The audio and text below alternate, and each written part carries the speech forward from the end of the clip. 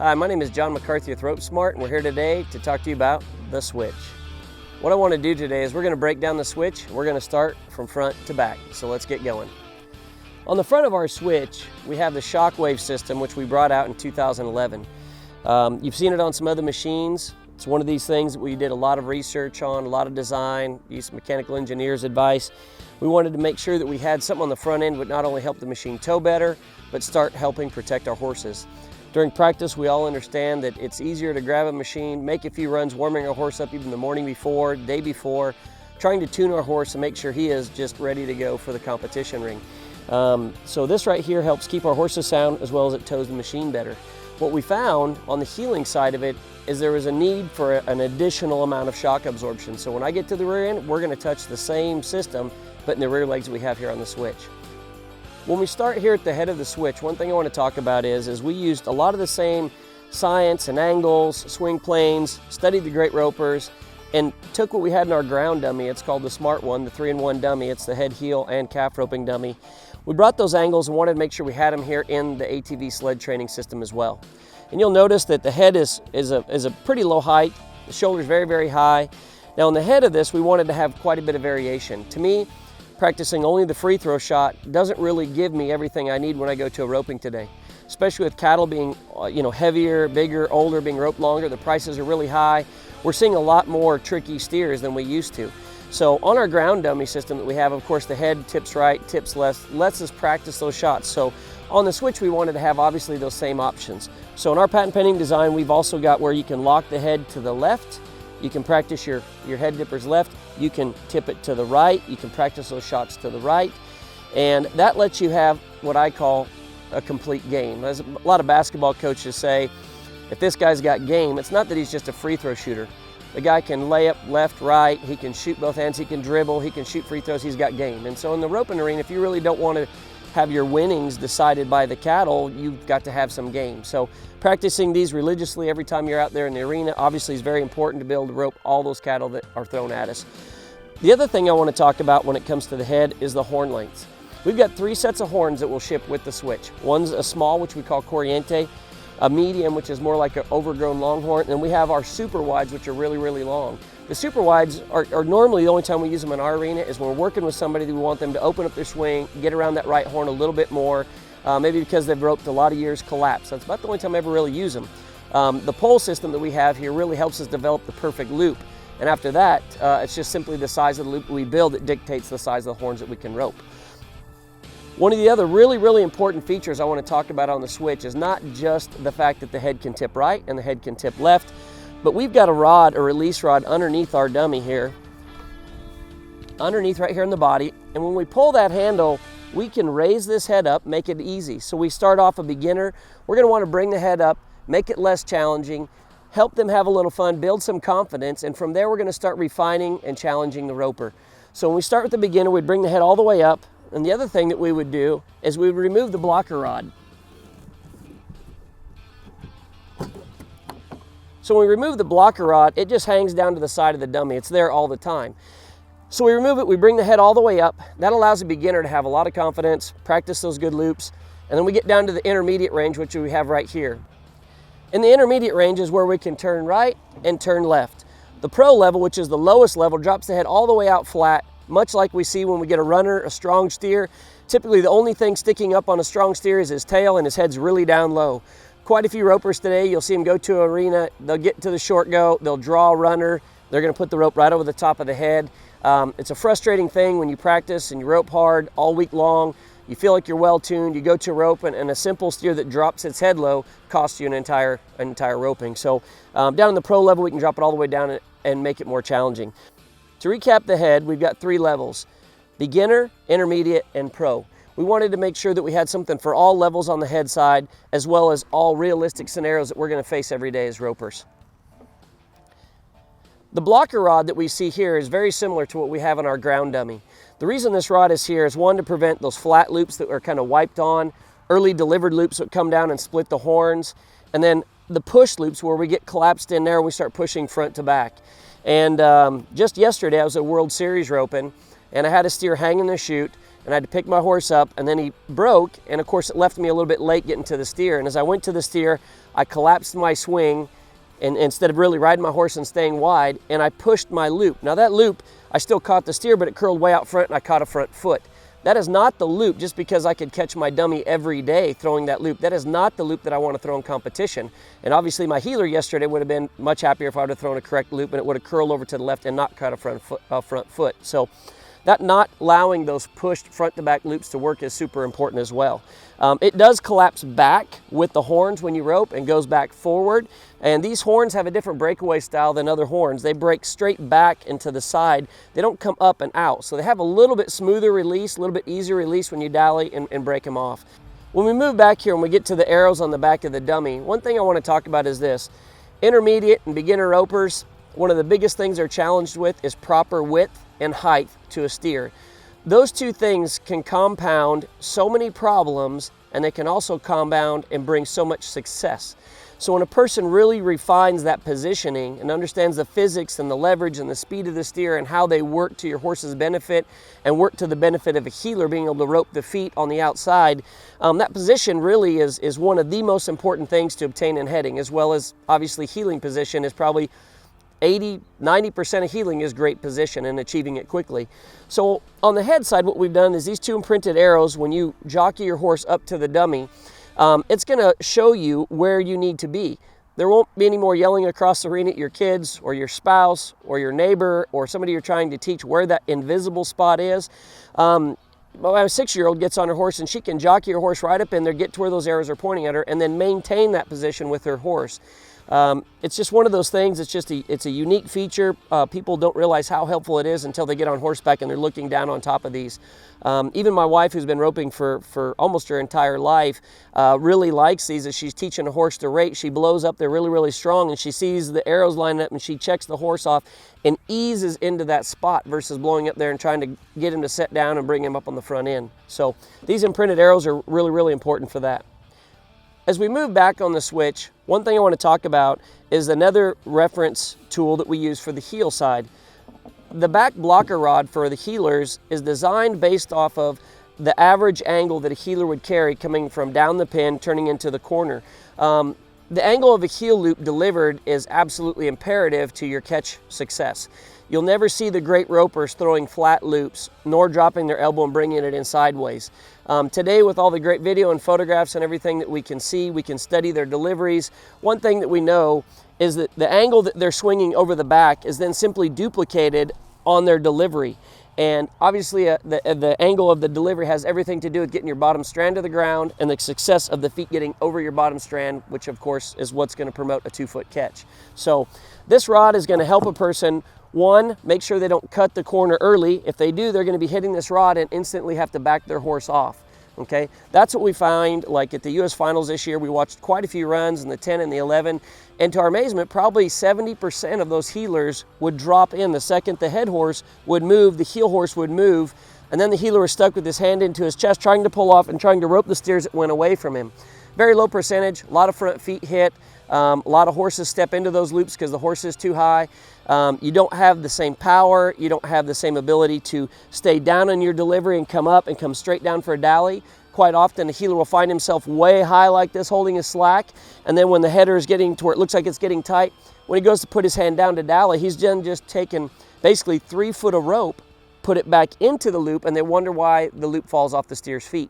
So having the separation, the proper angle is huge. So one, if you cut the corner, you're going to hit this blocker rod and you're going to have to readjust the way you enter the corner. As you perfect your entry into the corner, is like the great ropers, we watch them, they can get square so quick and read a steer so well. Well, this tool here, as we come around and we start reading the corner correctly and entering, it also makes sure that we don't allow our horse to get strong and get high, because if we do, again, we're going to be hitting this blocker rod, and again, we're going to have to correct our horse immediately and back him back off. The sweet spot really for most heel horses is going to be nose to tail. The loop will always be coming over the hips of the steer. which obviously is just almost like a measuring stick in itself. But the problem is so many horses close in and then the heeler finds himself in their chest. So 1, you can't cut the corner. 2, you can't get high, you're gonna hit the pole. 3, if you're like me, you come around the corner and you might enter the corner good and you get up here good, but if you let your tip float up, this is coming back at an angle for a reason, the length it is for a reason. So even though everything else is perfect, if you're swinging a flat loop, you're gonna hit this and it's gonna buckle your loop and take your swing away from you. We make the blocker rod completely removable because it's not needed for every single scenario.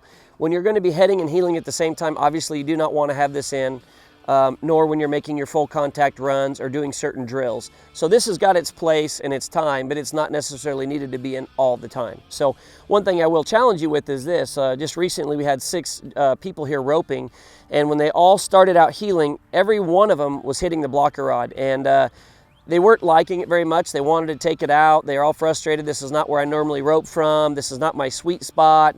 And when I didn't cave into that peer pressure and I made them all continue to back their horses off and get in that position that they needed to be in and get to the inside of the switch, it was amazing. Within about 30 minutes, their catch ratio went up so drastically high, and when we removed the rod, it maintained there, and we went to live cattle, it was also very, very evident in their horse position to the live steers. So if you're working on position, your corner and your entry, don't let this thing beat you. Leave it in until you beat it. It will produce great results. We were at a roping school not too long ago when one of the instructors said something that really resonated well with me. He said, nothing good comes from being earned early. And basically, it's very true. You get in tight, there's so many things you have to compensate for. And try to pull off a shot, whereas being a little bit later, right on time, there's nothing bad that ever comes from that. You're not having to compensate for something in your swing that maybe you're doing wrong because you're inside. You actually get to use your fundamentals, your base set of skills, and rope effectively in really high percentage. So that's just one of those things you might think about. There's nothing good that comes from being early, and nothing really bad comes from being just a hair bit late. So keep that in mind when you're challenging yourself with the blocker rod. One thing I want to talk about when we get to the back end of the switch is the legs. On the leg design, we designed them to be very challenging, very realistic. We wanted something that wasn't so easy to rope. However, just like on the head side that we've got your beginner, intermediate, and pro levels, here on the heel side we also have your beginner, intermediate, and pro levels. And depending on what drills we're doing there, sometimes the pros will utilize the beginner level to emulate certain steers on the switch. So they do have a variation of use. So you can actually raise this up, lower it down. In this position right now, the intermediate level, right here, we've got some clearance underneath that toe when it's in the switch. And the pro level, when you have it all the way down, that toe is going to be in the dirt. It's not going to allow you to just to sweep loop through there every time a steer swings through the corner. Timing has a huge part to play in that, and really we should be practicing the really high percentage shots. As most of us that are jackpot ropers, we want to learn how to read those hips and rope them when they come square, not necessarily try to pull off a low percentage shot when they're swinging out and away from us in a switch. So again, we just have beginner, intermediate, and pro levels to the legs. When we talk about the design and the shape of the legs, I wanted something that emulated a steer coming off the ground in the beginning of his jump, not in the later part of it, in the highest part of the jump. The material we've used to build our legs is a very heavy, dead type polymer. So as your rope hits it, it's very much like the feeling you get on a live cow. So the toes on this machine are spread really, really wide. We wanted to have the widest toes in the industry, and the reason we did this is because we didn't want to have those marginal loops where the tip barely broke over catch that left foot. So many of the machines you can just barely break over and have that tip catch the left foot, and then you're going to have a double, when really, realistically in live cattle, that's a very, very low percentage of those steers is going to pick it up with that toe and actually carry your loop long enough that you're going to have a catch. So the legs are wider than anything else in the industry. Very stout, very heavy, very realistic feeling. So the next thing we wanted to do is we wanted to make sure that we could emulate what live cattle do. So in the switch, we've got a dual ski system that we have right here, and so we can wash this steer out in the corner and bring him back as wide or as narrow as we want to. So we can vary every single level of a washout on these with the dual ski system, sliding it through the corner. However, when you're sliding our machine through the corner and you're going through the switch, the hips on our machine do exactly what they do on a live cow. They switch out. So when we talk about the legs and how they switch out on the switch, and it's hence where its name came from, when a steer has had its head bent to the inside and the header takes, or as we call it, picks a steer up, the momentum of the steer's speed actually work against its hips, and its feet start to land to the outside. As a header, when we learn to do this and pick the steer up and read his head coming to us and his feet going to the outside, it makes him very, very healable. Most healers, if they see a guy that can handle a cow and put his feet out beside him and consistently do it and then get him to peg across the arena, track that direction, those headers never have a problem getting a partner. Those headers are the ones that win consistently, that have consistent people that always want to rope with them. They may not be the fastest roper in the world, but we know in today's jackpot world that consistency is everything. It's not so much speed. So as we look at this, when a steer is turned in the corner, these legs will switch out. The right leg comes way out, the left leg goes down towards the dirt. The indicator that a steer is about to move and start left across the arena, we know this because the steer will hang, and then when the momentum changes, his feet land in the dirt square underneath him and he starts to peg away. So when we're reading a steer, we're not riding our heel horse down the arena looking at our header, wondering when is he going to turn left. We're watching the steer the entire time, studying the way the hips land and move, premeditating where he's going to be, not just where he was. And we watch that, and when he moves away from us, that's when those hips will go from here and start to come underneath. In rodeo, we see guys pull off shots sometimes that are very low percentage, high risk, and sometimes in rodeo that high risk is high reward. In jackpot roping, high risk is not high reward. Consistency is everything. So as we learn to study a cow's hips, maintain power on our loop as we go through the corner and get square and have a high percentage shot of the feet underneath the cow pegging off with this head bent to the left, that is where our percentages start coming up. As you learn to read cattle better, you're going to be able to rope quicker coming out of the switch. Many people believe that legs going forward and back is the best way to learn to time a cow. Mind you, when a roper is very, very beginner at a slow speed and you want to play the game or teach them how to get something through an opening, walking and turning and roping the inside foot is a game that a lot of people do. But one thing about it is, if you just think of this for a second, if I had a door that I opened and closed, and whenever the door is open, you threw a ball through it, that'd be a game, a timing game. When my kids are on the swing, they're swinging, and I'm out roping the dummy, and they say, "Dad, rope my feet." When they come to me and I toss my loop up and catch their feet, that's a timing game. And it's good to understand and play little timing games. But a steer, that speed changes. The way, the direction and the way they move coming down the arena is not going to be the same way they leave that corner. And so when a steer is roped and turned, and just to kind of validate that a little bit with you, if you think about how the stride of your step is when you're running uphill, it's very short and powerful, and it's very short going uphill. When we're coming downhill, our stride is very long and opened. Hence the same thing with the cow when he's running down the arena and he's going through the corner. His stride is very different. When he comes out of the corner, his stride completely changes. And forever we've used the terms gather up, rate. What I found when we studied all these photographs and videos of these different professionals and their runs, is these great horses had the ability at full speed to approach the cow and then stutter up and then match the stride of the steer. And it was amazing how much I found myself finding timing from getting my steer up there, getting in position and getting that same rate, the same gather, the same stride as my cow. So as we go into the corner, again, all that changes. Great horses learn how to adjust to it and time it coming out of the corner. Another way I like to explain it is if we're, say, dancing with a lady and we spin them in the corner, we go to dance away from them, that woman has to change her step to match ours when we leave out of that spin. Much like when we put a steer into the switch, we have to retime his stride as he comes out. So this being able to watch these feet hang out, just like it is on a live cow, and when we see him starting down, we know his feet are going to be underneath him. We can premeditate where he's going to be. And how this plays into timing is this. The great ropers have the ability to maintain power on their loop every swing. They can open up and close up the size of their swing at any point in time to create speed changes, but they don't lose power. And me being a mid-numbered roper, what I found myself doing quite often was I would swing the same size circle, but try to swing it harder or softer to change my speed. And doing that, when I would take a little speed off my rope, again, I lost all my power and my hand is ahead of my loop, and I almost always missed steers that would slow down and then move away from me. I'd slow my swing down and I would miss those cows. And what I know about the great ropers, they would tighten it up and keep power on their swing. And what they did is the steer was going through the switch, they would actually increase, and you'd see this really rapid, small, tight circle to their hand, and then on delivery, they might open that up and come down and deliver their rope. And they would retime the steer coming through the switch. And so, hence, we watch the steer's hips. Live cattle do the exact same thing. Earlier in the video when we started with the shockwave that we have up in the front and the addition of energy absorption it had there, I told you I was going to finish on it here on the back end. What we designed here for the Switch is a dual compression spring system on the rear legs that emulates the feel of a real steer under dolly.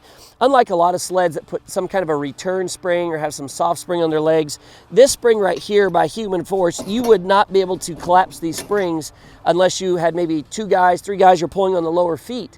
However, when you have a 400-pound steer moving away from a horse that might be 1,100 pounds stopping, there is a ton of energy there. And it's more energy than you could possibly imagine, honestly. And later you can keep an eye on our website. We're going to do some measurements with scales for people to see exactly how powerful of absorption system we built here.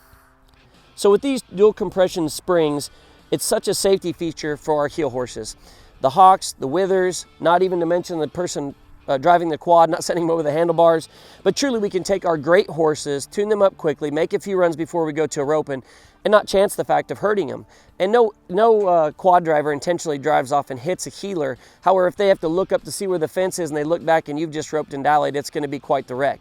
So front to back, we've got energy absorption, and that plays a huge part in all of our systems, is thinking about safety as well. From front to back, again, like I said, we've got the shockwave in the front, dual compression spring systems in the back. We have dual flared skis for sliding, washing out through the corner. We can give you any kind of a look with a quad, and even the most inexperienced quad driver can turn a nice low corner and switch the hips out for you. So when you're looking at a machine that's going to give you every level on both the head and heel side, referencing tools for width and height here for the headers, entry and position on the heelers.